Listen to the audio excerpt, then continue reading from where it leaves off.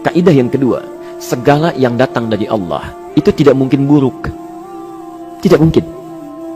Kenapa kita diminta untuk taat dengan mutlak? Karena segala yang datang dari Allah pasti baik. Ya, pasti baik. Karena Allah menurunkan segala maslahat sesuai kebutuhan kita. Cuma manusia kadang-kadang, maaf, menginginkan sesuatu dengan pikiran pendeknya yang bukan kebutuhannya. Al-Baqarah 216. Gak pelan-pelan kita ya.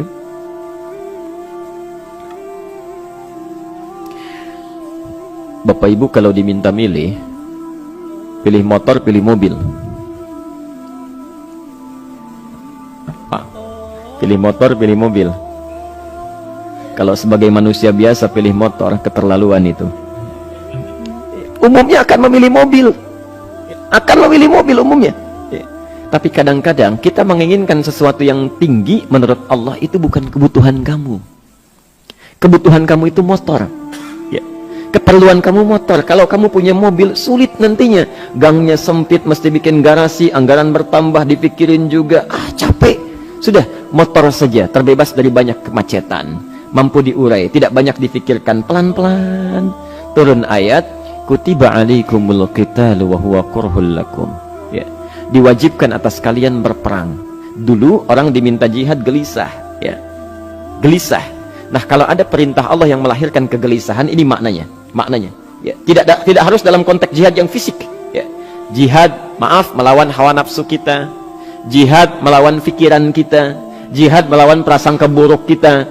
Kadang-kadang ada keinginan kita yang kita inginkan menurut Allah itu belum baik untuk kita. Nah, sifat manusia ketika diberikan oleh Allah keputusan yang terbaik, kadang-kadang ada sifat dalam hatinya gejolak, belum bisa menerima. Ya. Ada gejolak di hatinya. Dalam keadaan demikian kata Quran, kutiba alaikumul qital. Kalau Anda merasakan sesuatu sedang ada gejolak di jiwa, sulit menerima ketetapan Allah, maka perangi perasaan-perasaan buruk itu. Wa huwa kurhul lakum, walaupun itu sulit.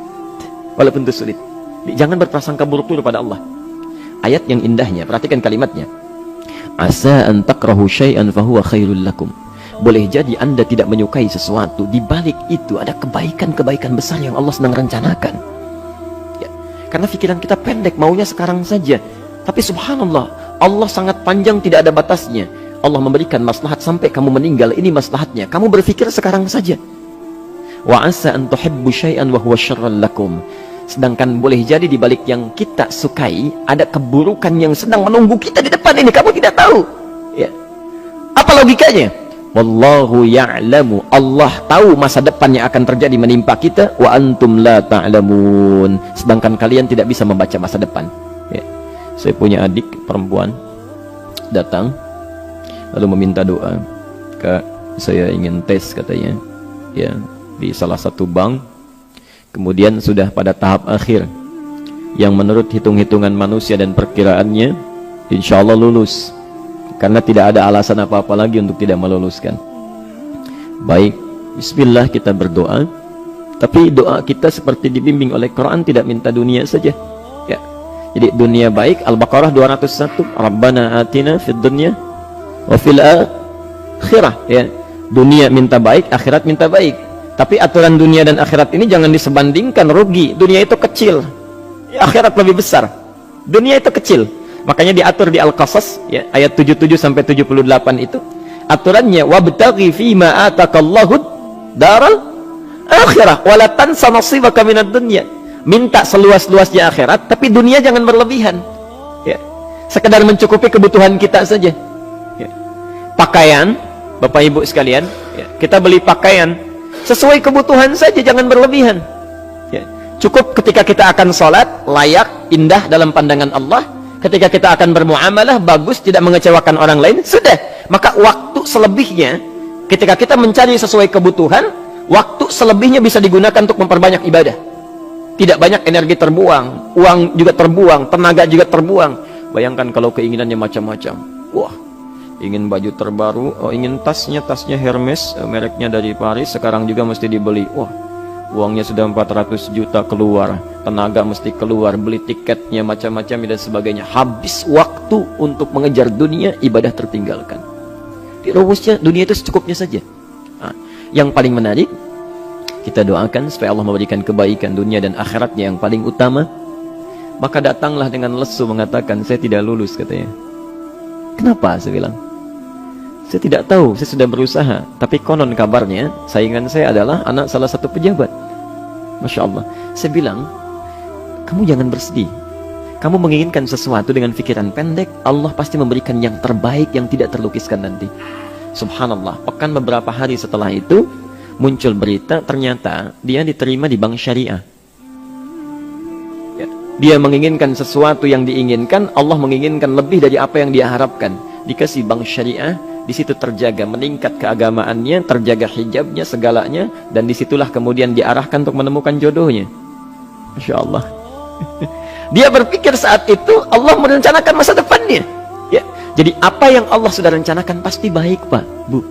Jadi tadi dari salat subuh yang pertama kali ingin disampaikan adalah, coba dilihat sampai subuh ini, adakah aturan Allah dan Rasulnya yang sampai subuh ini pernah kita langgar, pernah kita ragukan? Barangkali itu yang membuat kehidupan kita sulit. Ya. Allah, Rasul membuat aturan. Dan ada 4 tipikal orang, ya, 4 tipikal orang bila dihubungkan dengan aturan yang Allah dan Rasul sudah buat itu.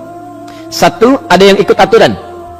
Maka orang seperti ini, kata Quran, yuridullahu bikumul yusra wala yuridu bikumul usra. Al-Baqarah 185. Allah menginginkan kemudahan, tidak menghendaki kesulitan dalam hidupmu. Ya. Maka dibuat aturan, yang ikut aturan Allah pasti mudah hidupnya. Ya, pasti mudah hidupnya. Ya. Rizkinya mudah, hidupnya mudah, nyaman, enak. Ya. 1, ada yang ikut aturan.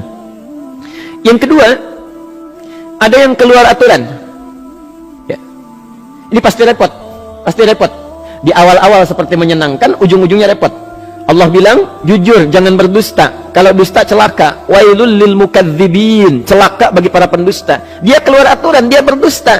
Awal-awal memang nikmat. Besok. Ya. Pak, ini amplop siapa ya? Ya. Maaf Pak, ini amplop memang ini khusus Pak, anggaran tertentu, tidak ada kaitan dengan proyek ini. Padahal ada kaitan dengan proyek, dia sisihkan untuk kepentingan pribadinya. Bohong. Saat itu merasakan enak dapat tambahan, besok-besok dikejar-kejar sama aparat kepolisian. Ya. Celaka. Wail, itu sudah keluar aturan, pasti celaka. Ya. Subhanallah. Jadi ada orang kedua keluar aturan. Yang ketiga, bikin aturan sendiri. Dikasih aturan, dia bikin aturan sendiri. Subhanallah. Kalau sakit, dibuat ketentuan. Sakit pertama, kalau biasa-biasa saja, ya, subhanallah, ikhtiarnya pergi ke dokter. Seorang sahabat datang kepada Rasulullah, ya Rasulullah, saya sakit, tolong doakan saya. Kata Nabi, idhab ila tabib, pergi ke dokter. Ini orang pintar sekali. Kata orang ini, ya Rasulullah, Anda kan Nabi Rasul, angkat tangan Anda, Allah kan maha menyembuhkan, nanti Allah sembuhkan saya. Cerdas ya? Tapi subhanallah, Nabi harus lebih cerdas, dapat bimbingan dari wahyu. Pergilah ke dokter, karena kesembuhan yang telah Allah tetapkan dititipkan di tangan para dokter. Masya Allah, pergi ke dokter. Ya. Itu rumus pertama. Nanti kalau dokter sudah pada hand up, ya, angkat tangan, tidak mampu menyembuhkan, itu tandanya Allah ingin langsung menyembuhkan tanpa turut campur makhluk yang ada. Maka kaidahnya akan berubah nanti, ya, dari kaidah biasa kepada kaidah Al-Anbiya ayat 83 sampai 84. Itu aturan yang menyembuhkan langsung dari Allah Subhanahu wa taala. Tapi kalau Anda sakit, perginya ke dokter. Ya. Cuma ada manusia bikin aturan sendiri. Sakit, pergi ke dukun. Ya. Dukun nggak bisa, pergi ke paranormal. Dirinya pun sudah nggak normal. Makanya disebut paranormal, karena nggak normal. Ya. Tapi didatangi juga gitu, bikin aturan sendiri. Karena itu jadi lebih sulit hidupnya. Ya. Doa, minta pada Allah, kan sederhana. Ya.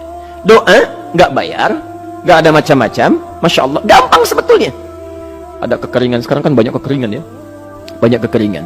Dikasih rumus, subhanallah, dikasih rumus yang tidak perlu pakai biaya, meluangkan waktu, itu pun berpahala juga. Dunianya dapat, akhiratnya melimpah. Ya. Dikasihlah salat istisqa, masya Allah, tinggal minta, memohon kepada Allah, salat, mengangkat tangan, mohon pada Allah, subhanallah. Manusia tidak bikin aturan sendiri. Digarami saja.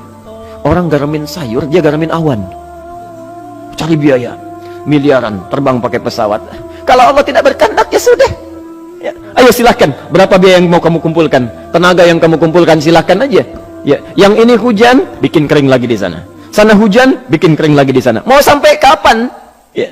Dikasih yang gratis, tinggal muncul. Cuma manusia bikin aturan sendiri. Ya susah hidupnya. Itu yang ketiga.